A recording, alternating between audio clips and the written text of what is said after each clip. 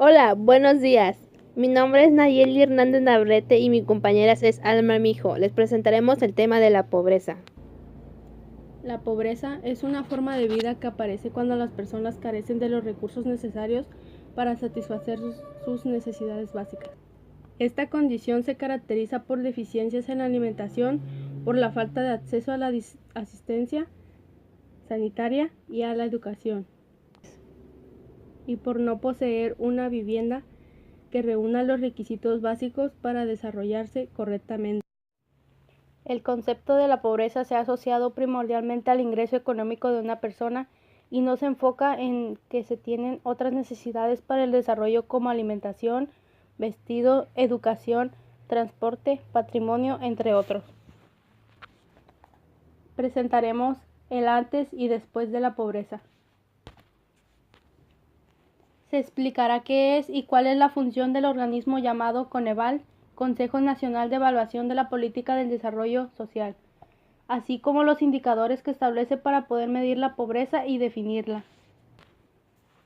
Mostraremos gráficas que explican y ejemplifican el concepto de la pobreza extrema, moderada, vulnerable por ingreso y por carencia social con base en los criterios proporcionados por el Coneval. Observaremos el porcentaje de la evolución de la pobreza alimentaria, de capacidades y de patrimonio en la República Mexicana. El mes pasado se publicó el informe del Consejo Nacional de Evaluación de la Política Social sobre la situación de la pobreza en México en 2014. Los dos resultados que mayor difusión ha recibido son el incremento de 2 millones de personas en el número de población que vive en situación de pobreza, pasando de 45.5% al 46.2% de la población nacional, y disminuyó de 1,000 personas en la cifra de personas que viven en pobreza extrema, pasando de 9.8% a 9.6% del total nacional. Ambas variaciones están calculadas con respecto a los datos de 2012. El Coneval también nos provee información referente a la evolución de la pobreza en los últimos 20 años.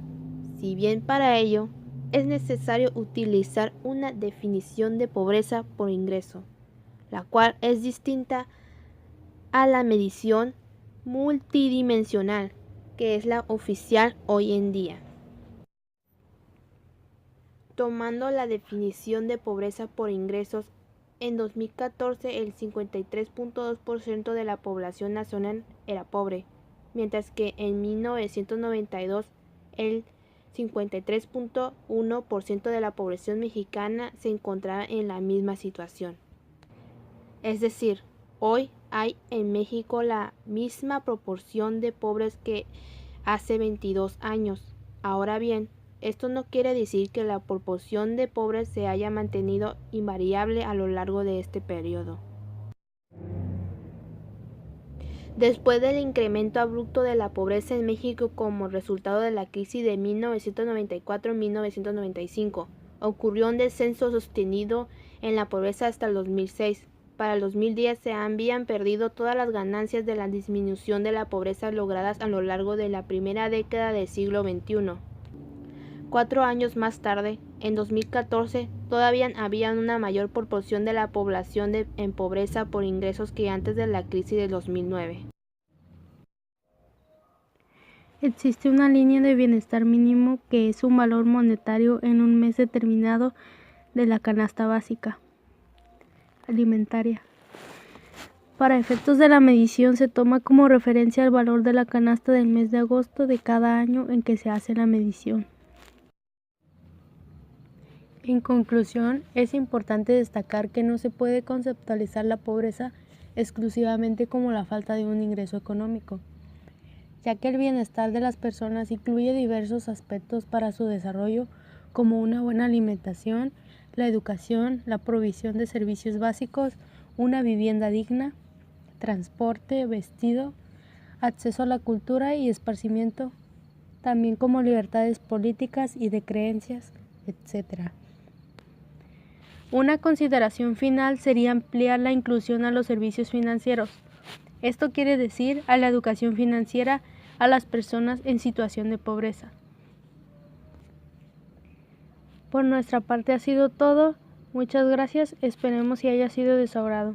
Que tengan buen día.